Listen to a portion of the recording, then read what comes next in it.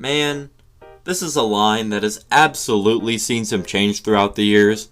They started out as tiny microformers that only take about 6 steps each to complete, often fluctuating with their own terminology as Hasbro struggles to keep consistency like the rest of society as we know, live, and breathe it.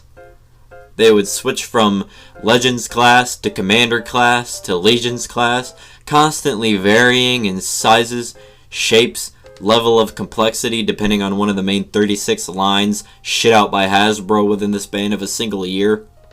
Hell, even from 2018 to 2020, Hasbro ditched the Legends class concept entirely for the early Studio Series, Siege, and Earthrise lines and gave us Battle/Micromasters, only to bring them back for Kingdom, Legacy, and the modern Studio Series lines because Micromasters weren't selling well. Nowadays, we have core class figures that are essentially more complicated versions of the Combiner Wars, Titan's Return, and Power of the Prime's Legends class little fuckers. And, to make it even more confusing for beginners, Hasbro decided that some of the original mini-bots, characters clearly smaller than your average Mirage or Prowl type, originally being released as simple Legends class figures, to now being sold as deluxe classes for more engineering and a heavy price of $25 USD.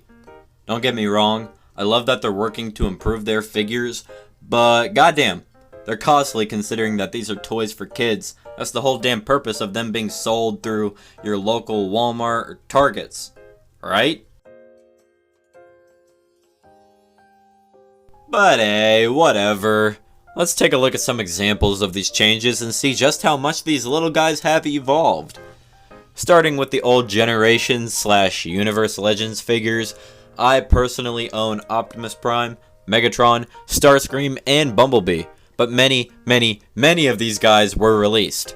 The same goes for the original Movieverse Legends class figures that were pumped out like fucking oxygen for the 5 Michael Bay movies. You had every character, Optimus, Megatron, plenty of Bumblebees with all kinds of tattoos, colors, paint apps, Devastator in both accurate and G1 color schemes, and so many more. These little guys were the simple ones, and they were also some of the smallest Transformers on the market at the time. And hell, even now. The list truly goes on and on. This applies to most lines released throughout the last 17 years. There are so many iterations of the same character that I just get sucked into buying every single fucking time. I'm a little bit of a shill, I can't even lie. The 3 Power of the Primes figures that I have, as well as Core Class, are the newest versions of the Legends class theme, giving you generally smaller characters in the franchise a chance to fit in, scale-wise. However, you do get repeat characters shortened down to the size of Michael Bay's competent movie-making skills because, of course.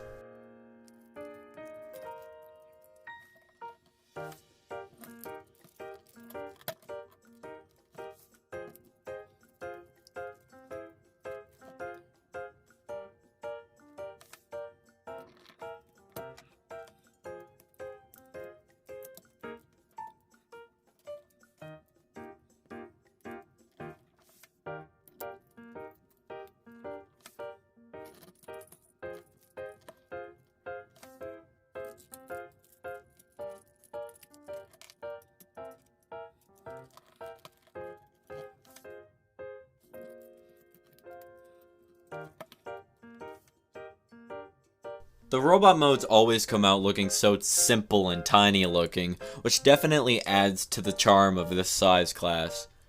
They are good, fun, unfortunately not so cheap little figures with lots of articulation, personality, and quality to unpack.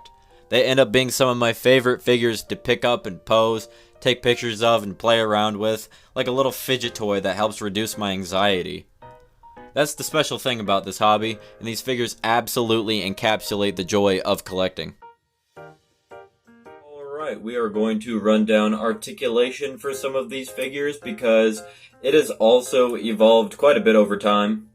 Starting with Generations Optimus Prime here, he only really just has a hinge at the neck right there, and that's just for the transformation, so you can make him look really dumb in robot mode if you want to. He has swivels at the shoulders, which are ball joints, but they don't really do anything. Butterfly hinges for the transformation.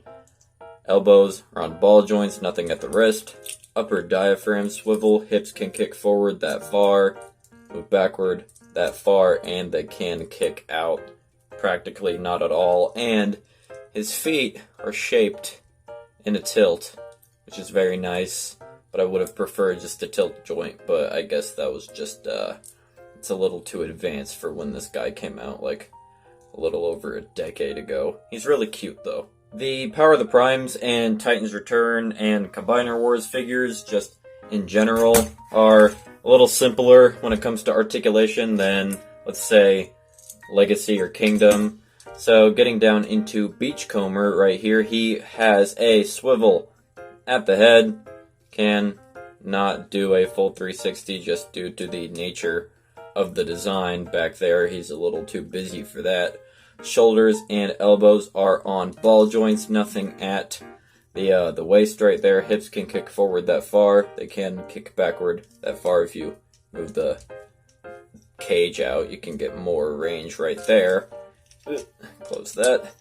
They can move out that far. He does have a thigh cut, which is pretty cool, and knees can bend all of the way in, just do transformation. So Beachcomber right here is very articulated, and I really do like this guy.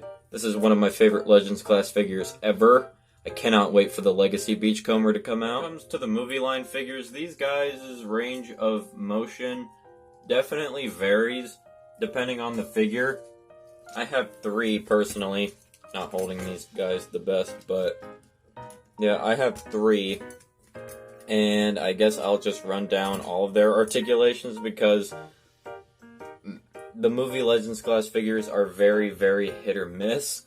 So for Crankcase, right here, nothing at the head, ball joints at the shoulders, nothing at the waist, hips can kick forward that far, backward that far. He is chicken-legged, so you can get a lot of stuff out of the legs there. The hips are on ball joints, and they can move out quite a bit before you just go ahead and pop him completely apart.